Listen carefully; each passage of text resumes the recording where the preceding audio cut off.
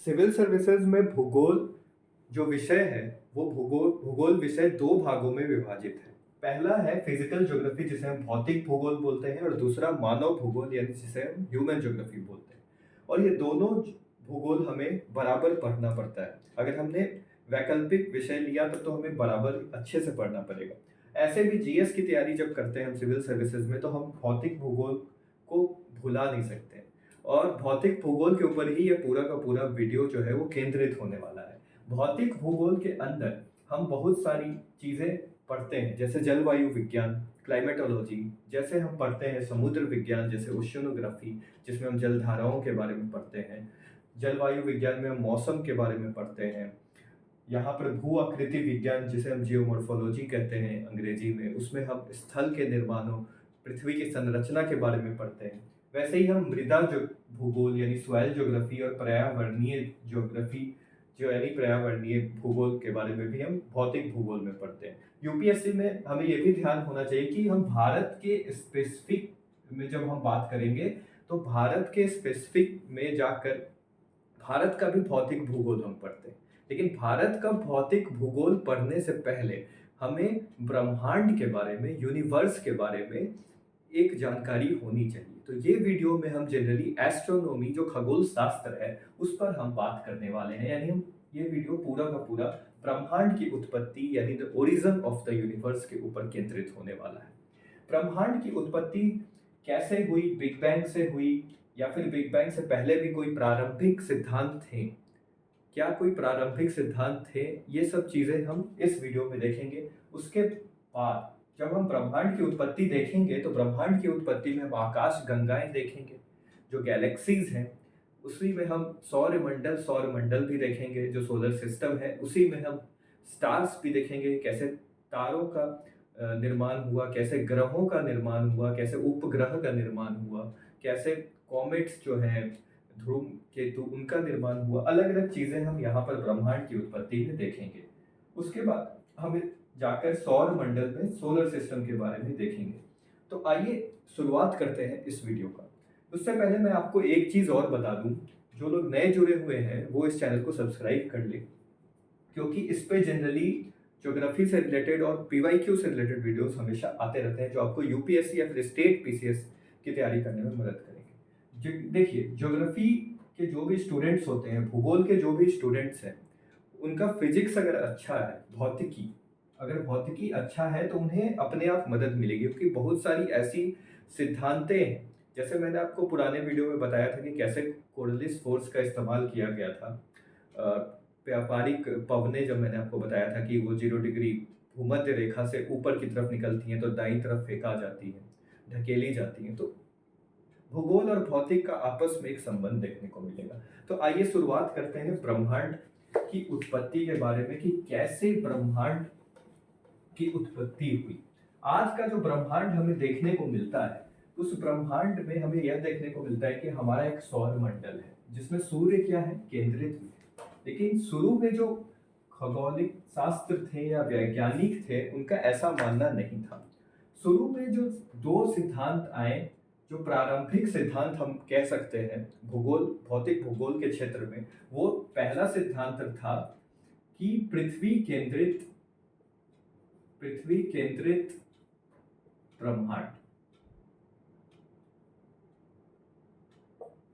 Generally पहले जो भूगोल शास्त्र थे या दार्शनिक शास्त्र थे, वैज्ञानिक थे, उनका यह कहना था कि जो पूरा का पूरा ब्रह्मांड है उस ब्रह्मांड के केंद्र में यानी सेंटर पर पृथ्वी है, और पृथ्वी के ही चारों तरफ बाकी जो ग्रह हैं या फिर सूर्य है वो इसकी परिक्रमा कर रहा है।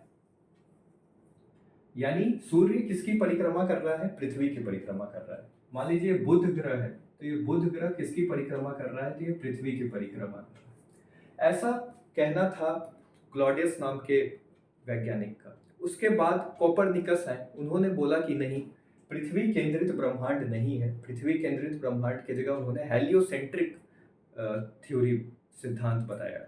वो कहता है हेलियोसेंट्रिक का अर्थ होता था सन, हेलियो का मतलब सन यानी सूर्य होता था, यानी सूर्य केंद्रित ब्रह्मांड के बारे में उन्होंने बोला। यानी उन्होंने क्या बोला जो आज का ब्रह्मांड हमें देखने को मिलता है, कोपर्निकस ने यह बोला कि केंद्र में सूर्य है और सूर्य के ही चारों तरफ जो बाकी ग्रह हैं या फिर जो भी खगोलीय पिंड हैं वो चक्कर लगा रहे हैं सूर्य के चारों तरफ, जो कि आज का भी ब्रह्मांड हमें वैसा ही देखने को मिलता है। ये धीरे धीरे करके जैसे जैसे 130 एडी ईस्वी के बाद फिर आपको 1300 ऐसे कर करके सिद्धांत धीरे धीरे बदलते गए।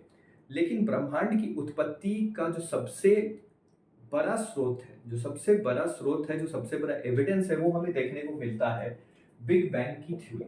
और ये आधुनिक काल में बिग बैंग का जो सिद्धांत है, ये काफी मदद करता है हमें यह जानने में कि कैसे इस ब्रह्मांड की उत्पत्ति हुई है, कैसे ये यूनिवर्स की का ओरिजिन हुआ है। बिग बैंग का सिद्धांत समझने के लिए आपको यह समझना पड़ेगा कि आज का जो ब्रह्मांड है, जिसमें हम सूर्य देखते हैं, जिसमें हम पृथ्वी देखते हैं, जिसमें हम मंगल ग्रह देखते हैं, जिसमें हम अनेक तरह के खगोलीय पिंड देखते हैं, वो सब एक बिंदु पर समाहित थे। मतलब मान लीजिए इस एक्स को मैं एक पॉइंट मान लूं, एक बिंदु मान लूं, तो इस बिंदु के अंदर पूरा का पूरा ब्रह्मांड आकर समाहित हो जाएगा, कोलाइड हो जाएगा, समा जाएगा। तो अगर ऐसा पॉसिबल होता है तो ऐसे समझिए कि इतनी ज्यादा मास रखने वाले जो ये वस्तुएं हैं, जो द्रव्यमान है, मान लीजिए कि पृथ्वी है, उसका अपना एक द्रव्यमान होगा, बाकी जो खगोलीय पिंड होंगे उनका एक द्रव्यमान होगा, वो इस बिंदु के आकार के अंदर आ जाएंगे तो इस पर्टिकुलर बिंदु का जो आयतन हो जाएगा वो बहुत ही कम हो जाएगा, वो शुष्क हो जाएगा, वॉल्यूम आयतन बहुत ही शुष्क हो जाएगा। लेकिन इसका घनत्व जो होगा, डेंसिटी जो होगा वो बढ़ जाएगा, इसका तापमान जो होगा वो बढ़ जाएगा, क्योंकि बहुत सारे ऐसे ग्रह हैं, बहुत सारे ऐसे तारे हैं, अनेकों लाखों करोड़ों तारे ग्रह इसके अंदर समाहित हो रखे हैं। तो इससे इसका तापमान बढ़ेगा, इससे इसका घनत्व बढ़ेगा, लेकिन आयतन इसका कम होगा। आयतन कम क्यों है? क्योंकि छोटी से बिंदु के आकार के रूप में। तो बिग बैंग का जो सिद्धांत है, बिग बैंग का सिद्धांत यही कहता था कि ये सब एक बिंदु के आकार के अंदर आकर समाहित हो गए। और फिर इस बिग बैंग के सिद्धांत में ये बोला गया कि अचानक से एक महाविस्फोट हुआ। उस महाविस्फोट होने के बाद इस बिंदु से 1.43 सेकेंड के भीतर पूरा का पूरा ब्रह्मांड का निर्माण हो गया, जो ब्रह्मांड हमें आज देखने को मिल रहा है। जैसे हमें आज का ब्रह्मांड कैसा देखने को मिलता है कि सूर्य है, सूर्य के चारों तरफ बहुत सारे ग्रह हैं, 8 ग्रह हैं हमारे पास अपने सौरमंडल में, तो उस तरह से हमें देखने को मिला अपना एक सौरमंडल। लेकिन ये बिग बैंग का जो सिद्धांत था वो कहता था कि इस बिंदु से ऐसे सौरमंडल, हजारों अनेकों सौरमंडल इससे निकले हैं, हजारों लाखों आकाश गंगाएं। सौरमंडल से ये बड़ा क्या होता है? आकाश गंगाएं होती हैं, गैलेक्सीज होती हैं। तो इसी बिंदु से निकल कर गए, क्योंकि तापमान इतना ज्यादा बढ़ गया कि वो एक जगह इकट्ठा नहीं रह पाया, संकुचित नहीं रह पाया। तो उस चीज को देखते हुए बिग बैंग का सिद्धांत को जानने के लिए एनसीईआरटी की किताब में भी एक उदाहरण पेश किया गया है कि आप एक बैलून ले और बैलून को फुलाने से पहले उसमें बिंदु कहीं कहीं केंद्रित कर दें।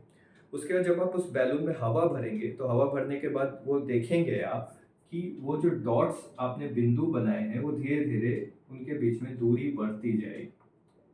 वैसे ही समझिए कि जो ये बिग बैंग का जो सिद्धांत है, जिसके तहत इसमें महाविस्फोट हुआ और महाविस्फोट होने के बाद इसमें जो अलग अलग आपको देखने को मिलता है कि द्रव्य कहने का मतलब है ग्रह, तारे, ये सब जो हैं ये अलग अलग फैलते जा रहे हैं, इनका विस्तार होते जा रहा है, विस्तृत होते जा रहे हैं, और आज भी ब्रह्मांड इसी तरह विस्तृत होते जा रहा है।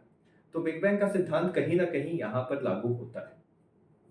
इसके बाद बिग बैंग का जब सिद्धांत हमें मिला तो हमें ये तो पता चल गया कि कैसे ब्रह्मांड का विस्तार हो रहा है, लेकिन इसके बाद हमें यह भी जानना होगा कि कैसे तारे यानी स्टार्स, कैसे प्लैनेट्स का निर्माण हुआ, ग्रह और तारे आखिर कैसे बने, या फिर आकाश गंगा जिसे हम गैलेक्सी बोलते हैं, आखिर गैलेक्सी कैसे इनका निर्माण हुआ। तो पहले के जो प्रारंभिक सिद्धांत मैं आपको बता रहा था, जिसमें मैंने क्लॉडियस के सिद्धांत के बारे में बताया, जो कि जियोसेंट्रिक था, जिसमें पृथ्वी को केंद्रित रख, जियो मतलब पृथ्वी। मैंने आपको इससे पहले भी एक लेक्चर में बताया था कि जियो भू-आभ होता है, इसका मतलब आकृति, पृथ्वी की आकृति का अध्ययन कहना, इसी को भूगोल बोलते हैं, जियोग्राफी। तो जियोसेंट्रिक सिद्धांत था कि पृथ्वी केंद्र में है। उसके बाद मैंने आपको बताया हेलियोसेंट्रिक सिद्धांत, जिसमें मैंने सूर्य को केंद्रित में बनाया। तो जनरली आपको देखने को मिलेगा कि ये सब जो सिद्धांत है, जो प्रारंभिक सिद्धांत का निर्माण हो रहा था, जब भूगोल के सिद्धांत उपज में आ रहे थे, तब हमें देखने को मिला कि हमें लोग एक एक चीज, एक एक वस्तु पर फोकस करते थे पहले, कि हम पहले पृथ्वी को जानते, हम पहले सूर्य को जानते। लेकिन किसी ने ऐसी कोशिश उस समय तक नहीं की थी कि पूरे ब्रह्मांड की कल्पना वो कर सके। लेकिन बाद में जो दार्शनिक शास्त्र आए या फिर वैज्ञानिक आए, तो उन्होंने पूरे ब्रह्मांड ब्रह्मांड का अध्ययन करना स्टार्ट किया। मतलब पूरा ब्रह्मांड का अगर आप अध्ययन करेंगे तो उसके अंदर आपको आसानी से आप सौर मंडल का भी अध्ययन कर लेंगे। अब आप ब्रह्मांड ही के बारे में आपको पता है तो सौर मंडल के बारे में आपको अपने आप पता चल जाएगा, और सौर मंडल के बाद आपको पृथ्वी के बारे में या फिर अनेक जो ग्रह हैं, मंगल, उसके बाद आपको उसके जो उपग्रह हैं उसके बारे में पता चल जाएगा। तो यह सिद्धांत बाद में जाके, प्रारंभिक सिद्धांत के बाद यह प्रचलन में आया कि ब्रह्मांड को ही पहले क्यों ना समझा जाए, बल्कि एक पृथ्वी और सूर्य को अलग अलग समझने से अच्छा है। तो बिग बैंग थ्योरी के बाद ये चीज आया, और बिग बैंग थ्योरी के बाद ये समझना आसान भी हो गया कि कहीं ना कहीं हमें यह देखने को मिला, एक कॉन्सेप्ट आता है नेबुला। इसको हिंदी में हम निहारिका बोलते हैं, निहारिका। अब ये नेबुला होता क्या है, तो एक आप समझ लीजिए एक बादल रूपी, अब इस व्हाइट बोर्ड पर मैं चित्रण तो नहीं दिखा सकता, लेकिन आप ऐसे समझिए कि एक चमकता हुआ बहुत बड़ा, एक चमकता हुआ एक तारा टाइप का आप इसको समझिए, और एक बादल होता है, इसके अंदर गैस होते हैं, पदार्थ होते हैं। और जनरली यही नेबुला जो है, ये आगे जाकर जब संगठित हो जाता है गुच्छों में, तो आगे जाकर ये तारों का निर्माण करता है। यानी जो स्टार्स बने हमारे पास आज, जो हमें ये सूर्य जो है, हमारे सौर मंडल का जो सबसे बड़ा तारा है चमकता हुआ, वो इसी के थ्रू, इसी के बदौलत निहारिका परिकल्पना, नेबुला हाइपोथेसिस उसे बोलते हैं, निहारिका परिकल्पना के तहत ये जो नेबुला है, इससे स्टार का फॉर्मेशन हुआ। और यही जब स्टार धीरे धीरे क्या हुआ कि ये नेबुला जो ये पूरा निहारिका एक बादल रूपी फॉर्म में है, ये धीरे धीरे संघनन की प्रक्रिया से फिर आगे जाकर, आपको मैंने बताया था संघनन की प्रक्रिया क्या होती है कि वो जाकर जम जाएगा। मतलब संघनन की प्रक्रिया में आपका कंडेंसेशन होता है, यानी जो जो गैस का पदार्थ है जनरली वो लिक्विड फॉर्म में निकलेगा, तो द्रव्य फॉर्म में वो आ जाएगा। तो वही चीज यहाँ पर देखने को मिलता है कि तारों का निर्माण हुआ, और तारों के बाद फिर जाकर इसमें एक घूमती हुई तस्तरी, यानी इसे आप रोटेटिंग डिस्क बोल सकते हैं, उसका निर्माण होता है। क्योंकि देखिए हुआ क्या कि ये तो एक बहुत बड़ा निहारिका नामक एक बादल है समझ लीजिए। अब ये बादल जैसे जैसे ये फैलेगा, विस्तृत होगा, तो इसके पास अपना गुरुत्वाकर्षण बल होगा, ग्रेविटेशनल फोर्स होगा, और उसके कारण क्या होगा, इससे जो जो अंग इसके अलग होंगे, अब वो आपस में गुरुत्वाकर्षण बल के कारण एक दूसरे से जुड़ेंगे, और जब जुड़ेंगे तो वही या तो स्टार बनेगा यानी तारा बनेगा, या फिर वही आगे जाकर आपका प्लैनेट बनेगा यानी ग्रह बनेंगे। लेकिन तारों बनने का जो प्रक्रिया है वो अलग है, और ग्रह बनने का प्रक्रिया अलग है। तारा तो आसानी से इससे बन गए, लेकिन ग्रह बनने के लिए वो एक रोटेटिंग, मतलब घूमते हुए तस्तरी में रोटेटिंग डिस्क के तौर पर वो अलग हुए, और फिर जाकर उसमें भी गुरुत्वाकर्षण बल लगा। लेकिन हुआ क्या कि ऐसा कोई जरूरी नहीं था कि एक समान रूप से चीजें अलग हुई, कोई बड़ी चीज अलग हुई, कोई छोटी चीज अलग हुई, ऐसे कर करके छोटे बड़े चीज का निर्माण हुआ, और गुरुत्वाकर्षण बल से वो आपस में आकर मिले, और फिर हमें देखने को मिला कि तारों और ग्रहों का निर्माण होता है। ऐसे ही हमारे सौर मंडल में जितने ग्रह हैं, 8 ग्रह, हमारा जो सौर मंडल है, इसके अलावा जो पूरे ब्रह्मांड में न जाने कितने लाखों सौर मंडल होंगे, उनमें जो ग्रह होंगे उनका निर्माण हुआ। और यह प्रक्रिया मैंने जो आपको बताया कि कहीं ना कहीं 1.43 सेकेंड में ये विस्तार हुआ बिग बैंग के महाविस्फोट के बाद, लेकिन उसके 3 लाख साल बाद तक ये प्रक्रिया होते रही, क्योंकि इसमें से जब चीजें अलग हुई, ये नेबुला निहारिका नामक चीजों से जब ये अलग होने लगी, तो धीरे धीरे इनका तापमान पहले बहुत ज्यादा था। तापमान में जब कमी आई, तब बहुत साल लगे, अनेकों साल लगे इनको ठंडे होने में, और फिर धीरे धीरे ग्रह का रूप लेने में या तारों का रूप लेने में। तो ऐसे करके हमने ये देखा कि ब्रह्मांड की उत्पत्ति हुई। अब हम ब्रह्मांड की उत्पत्ति के बाद हम इसी चीज को देखेंगे कि कैसे सौर मंडल हमारा बना। और हमारे सौर मंडल में जनरली आपको देखने को मिलेगा कि हमारा जो आकाश गंगा है, जिसे हम मिल्की वे गैलेक्सी भी बोलते हैं, मंदाकिनी बोलते हैं हिंदी में, तो उसका निर्माण हुआ। आकाश गंगा का भी निर्माण निहारिका से ही होता है, जैसे तारों का निर्माण होता है। अब हमारा जो सौर मंडल है, सौर मंडल पे हम थोड़ी बात करते हैं। सौर मंडल में हमें पता है कि बीच में केंद्र में जो है वो सूर्य है, और ये जो सूर्य है ये सबसे बड़ा तारा है हमारी आकाशगंगा। और आप जब देखेंगे तो इसके चारों तरफ बहुत सारे ऐसे ग्रह हैं जो इसकी परिक्रमा कर रहे हैं। जैसे ये बुध ग्रह है, जैसे यह शुक्र ग्रह है, जैसे यह पृथ्वी है, जैसे यह बृहस्पति है, जैसे यह सैटर्न है शनि, जैसे यह यूरेनस है अरुण, और जैसे यह नेपच्यून है। पहले प्लूटो भी था, लेकिन 2006 के बाद प्लूटो को बौने ग्रह में घोषित कर दिया गया। तो अभी हमारे पास 1 2 3 4 5 6 7 एक बुध, वेनस, अर्थ, यहाँ पे एक मार्स छूट गया, मार्स, जुपिटर, फिर सैटर्न, यूरेनस और नेपच्यून, 8 ग्रह। पर यहाँ पर देखने की बात यह है कि ये सौर मंडल जो है हमारा, जनरली ऐसे बहुत सारे सौर मंडल है आकाशगंगा में, और जो भी सौर मंडल है उसके केंद्र में क्या है, तो उसके केंद्र में सूर्य है। सूर्य के केंद्र में होने के कारण हमें यह देखने को मिलता है कि जो भी ग्रह है या फिर जो भी उपग्रह है, हम देखेंगे आगे, वो सूर्य की परिक्रमा लगाते हैं। इनफैक्ट आपको जानकर यह हैरानी होगी कि हमारा जो सौर मंडल है, जो ये पूरा दृश्य आपको यहाँ पर दिख रहा है, जिसमें सूर्य भी है, पृथ्वी भी है, और भी अनेक तरह के ग्रह हैं, ये पूरे के पूरे आकाश गंगा का परिक्रमा लगाता है, और फिर आकाश गंगा ब्रह्मांड की परिक्रमा लगाता है। ऐसे करते करते परिक्रमा हर कोई एक दूसरे का, जो छोटा चीज है वो बड़े चीज का परिक्रमा लगा है। यहाँ पर जो बुध ग्रह है वो सूर्य के सबसे नजदीक है, और यह भी सूर्य का परिक्रमा लगा है।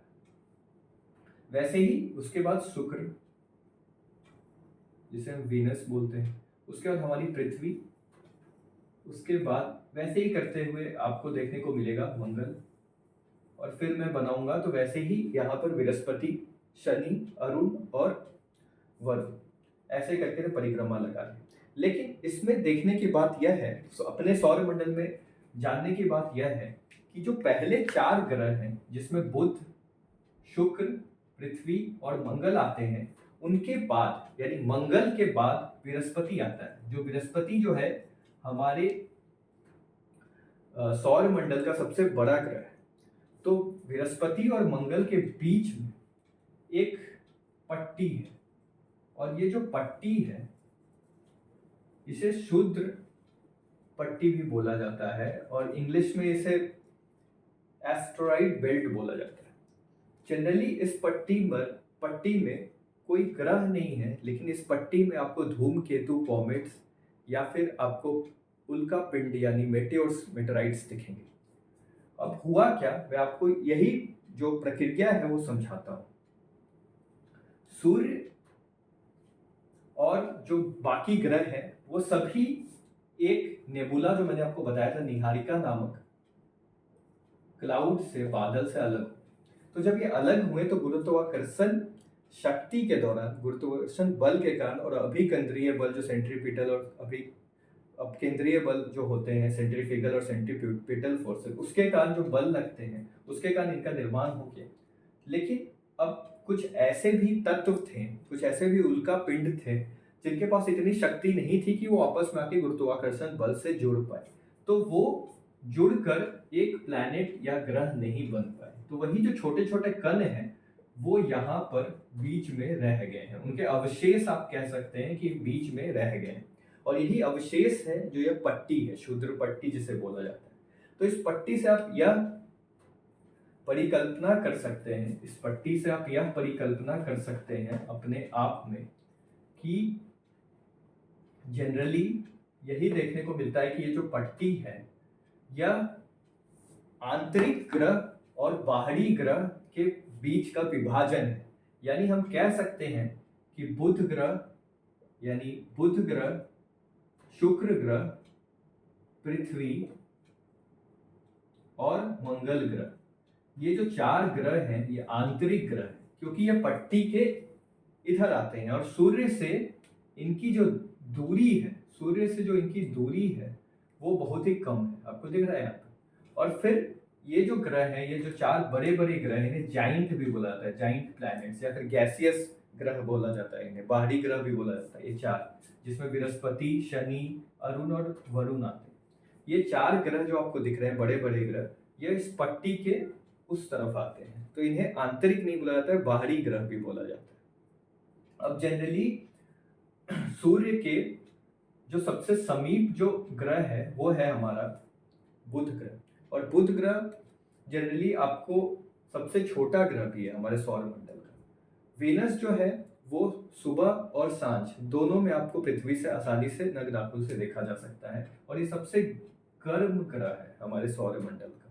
वैसे ही पृथ्वी के बारे में आपको पता है कि यहाँ पे वायुमंडल है जिसमें ऑक्सीजन और नाइट्रोजन की मात्रा है, सबसे ज़्यादा नाइट्रोजन है, फिर ऑक्सीजन है, और साथ ही साथ H2O है, पानी है, जल है, जिसके कारण यहाँ पर जीवन है और हम रह रहे हैं।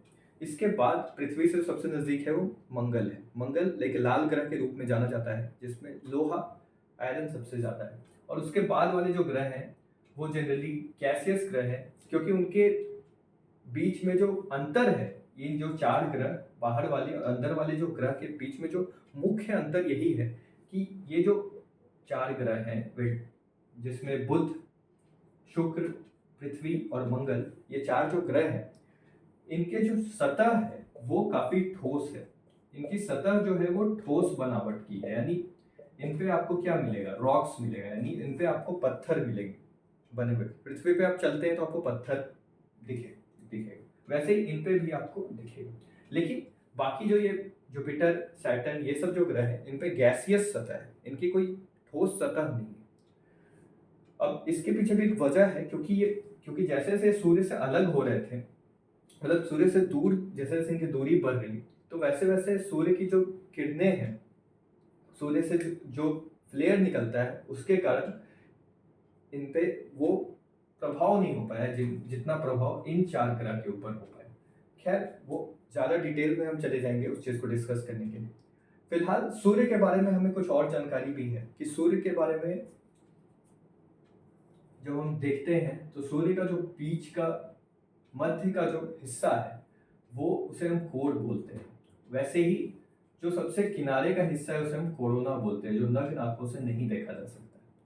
वैसे ही अगर हम देखेंगे तो सूर्य का जो पीलापन वाला हिस्सा है, जो हम ऐसे नॉर्मली देख सकते हैं, वो हमारा प्रकाश मंडल कहलाता है, फोटोस्फीयर। और वैसे ही वर्ण मंडल प्रकाश मंडल के बाहर होता है। तो सूर्य में भी जनरली आपको 3-4 अलग अलग पिगरा दिखेंगे, जिसमें आंतरिक परतें हैं, जिसमें कोर आता है, जैसे मैंने आपको बताया सबसे मध्य में, और आपका एक रेडिएशन जोन भी आता है जिसे विकर्ण जोन बोलते हैं, जिसमें उष्मा की ऊर्जा हमेशा निकलते रहती है उस क्षेत्र से। उसके बाद आपको देखने को मिलेगा फोटोस्फीयर, जो प्रकाश मंडल है। उसके बाद आपको देखने को मिलेगा वर्ण मंडल, जो सूर्य की आभा बनाती है, और उसके बाद कोरोना, जो सबसे लास्ट, सबसे अंतिम।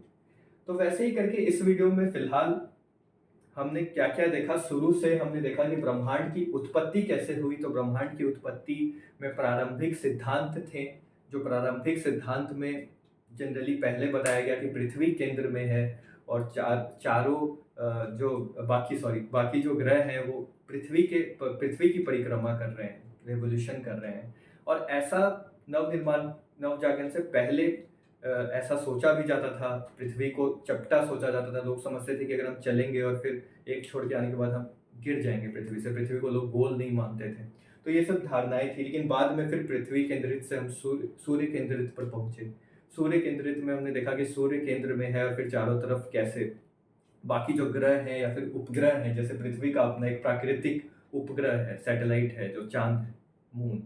तो वैसे ही पृथ्वी उसमें मैं आपको बता दूँ कि पृथ्वी का जब निर्माण हुआ ना, तो पृथ्वी का जनरली जब निर्माण हुआ, तो पृथ्वी में भी 2 विस्फोट हुए हैं, 2 अलग-अलग कालों में। तो एक डंबल शेप में पृथ्वी, जो आप डंबल उठाते होंगे जिम में, उस शेप में जो ये चाँद है वो पृथ्वी से, ये मान लीजिए पृथ्वी है हमारी अर्थ और ये मून, तो ये अलग हुआ है यहाँ से। तो जनरली जब ये अलग हुआ पृथ्वी से तो ये उपग्रह बना, प्राकृतिक उपग्रह। तो वैसे ही मैंने आपको बताया कैसे सूर्य केंद्रित सिद्धांत फिर आगे कोपरनिकस ने दिया, फिर उसके बाद उसे हेलियोसेंट्रिक अंग्रेजी में बोलते हैं।